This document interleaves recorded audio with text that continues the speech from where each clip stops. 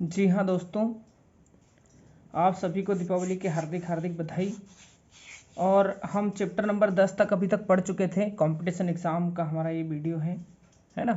और chapter number 10 तक हम पढ़ चुके थे। आज हम चैप्टर नंबर 11 पढ़ेंगे, जिसका नाम है दो चरों वाले रैखिक समीकरण, है ना। दो चरों होंगे जिसमें, अब चर तो आप समझते होंगे, ऐसे ऐसे चर या ऐसे अल्फ़ाबेट ABCD बोले तो जिनकी वैल्यू क्या होती है, चेंज होती है, उनको बोलेंगे चर, ठीक है। और जिनकी वैल्यू चेंज नहीं होती या जिनकी वैल्यू नहीं बदलती उनको बोलेंगे अचर, है ना। तो ऐसे दो चर वाले समीकरण के विषय में आज हम पढ़ने वाले हैं कि दो चर वाले समीकरण क्या होते हैं, उनको कैसे कैसे हम सॉल्व कर सकते हैं, कैसी कैसी उनमें क्या क्या चीज़ें होती हैं उनके अंदर, ठीक है कि नहीं। समीकरणों से हम क्या क्या हमारे मैथ्स में क्या काम आ सकते हैं दो चर, उनकी क्या क्या जानकारी हमको होनी चाहिए, वो सब हम यहाँ पे पढ़ने वाले हैं। और जिसे इंग्लिश में बोलते हैं लीनियर इक्वेशंस इन टू वेरिएबल, है ना। हमारे चैप्टर नंबर 11 का नाम है। और इसमें सबसे कुछ मेन टॉपिक है हमारे, सबसे पहले हमको उन्हें कवर करना है। तो अगर हम देखें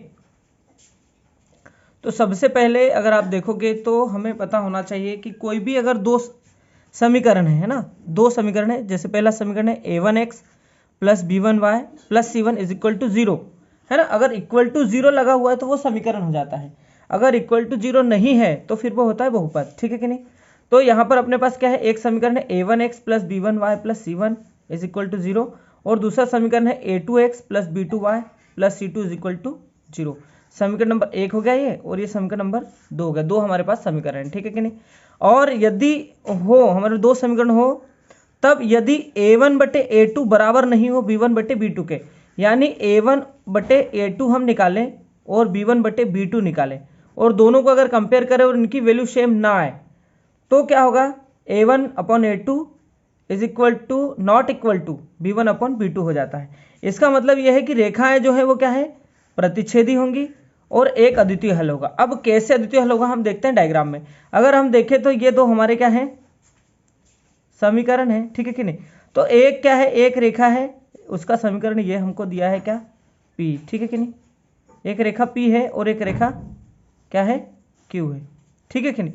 अगर a1 अपॉन a2 बराबर नहीं आया b1 अपॉन b2 के, तो रेखाएं क्या होंगी, प्रतिच्छेद करेंगे। मतलब एक रेखा ये है हमारी और एक रेखा क्या है, ये है, और ये दोनों इस पॉइंट पे क्या कर रहे हैं, जिसका नाम हम दे देते ओ पॉइंट पे ये क्या कर रही है, प्रतिच्छेद कर रही है। और अगर आप देखोगे तो ये दोनों रेखाएं किसी एक पॉइंट पे प्रतिच्छेद कर रही है। कितने पॉइंट पे कर रही है, एक पॉइंट पे, यानी इसका अद्वितीय हल होगा। मतलब केवल और केवल एक हल होगा। कितना हल होंगे, केवल और केवल एक ही हल होगा, क्योंकि ये एक ही पॉइंट पे टच कर रही है।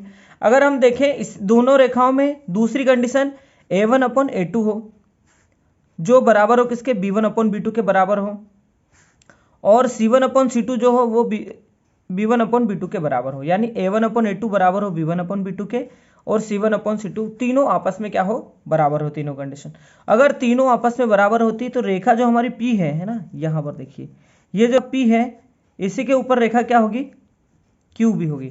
और अगर ये इनको हम देखें तो रेखाएं कैसी होंगी, एक के ऊपर एक है।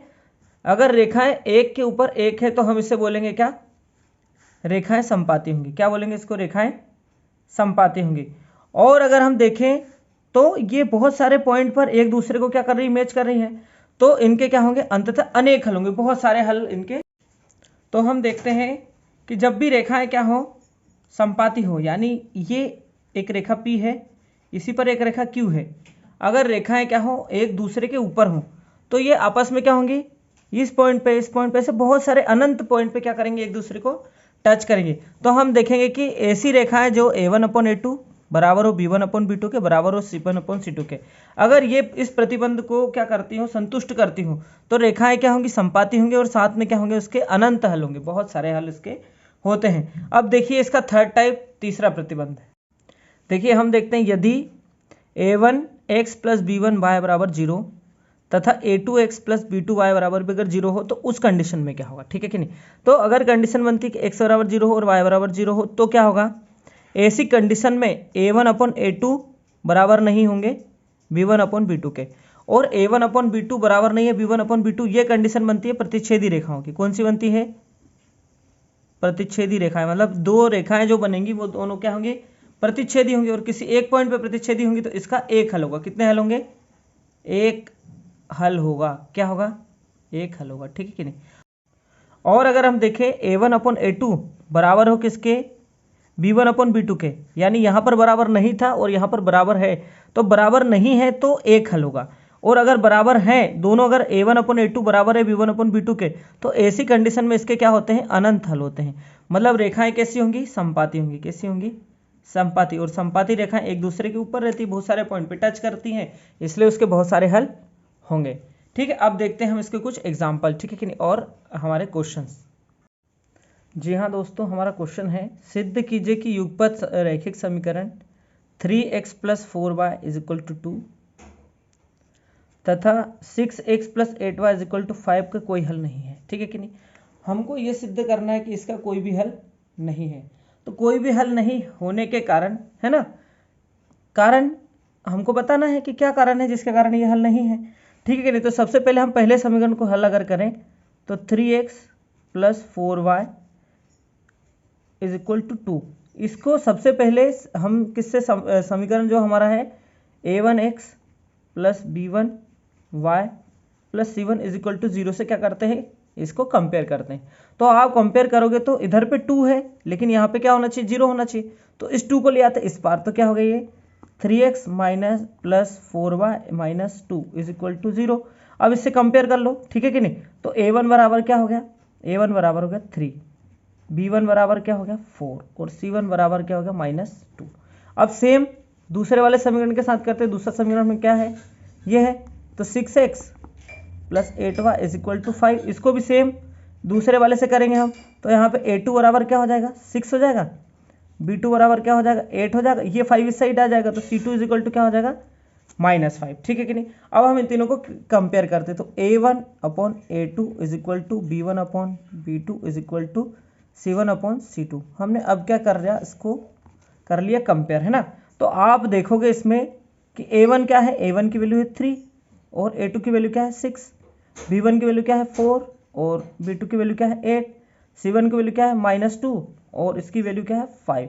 तो माइनस से माइनस कट गए तो ये हो गया प्लस के दोनों, ठीक है कि नहीं। ये कट किया आपने तो 3 एकम 3, 3 दूआ 6, 4 एकम 4, 4 दूनी 8, और इसको करोगे तो ये नहीं कटेगा। तो आप देखेंगे कि A1 1/2, 1/2, और क्या है 2/5। तो आप देखोगे ये दोनों तो बराबर हैं, लेकिन ये दोनों बराबर नहीं है, ठीक है कि नहीं। तो अपने कौन से वाला लग गई कंडीशन?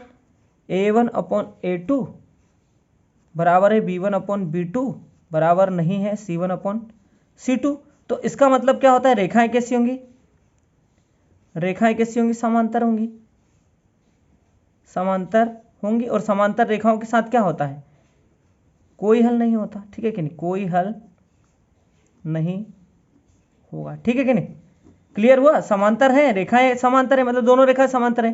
किसी पॉइंट पे टच नहीं किया मतलब हल नहीं है। अगर किसी पॉइंट पे टच करते तो हल होता। तो आशा करता हूँ आपको ये आसानी से समझ में आ गया। अब चलते हैं हम क्वेश्चन नंबर 2 की ओर।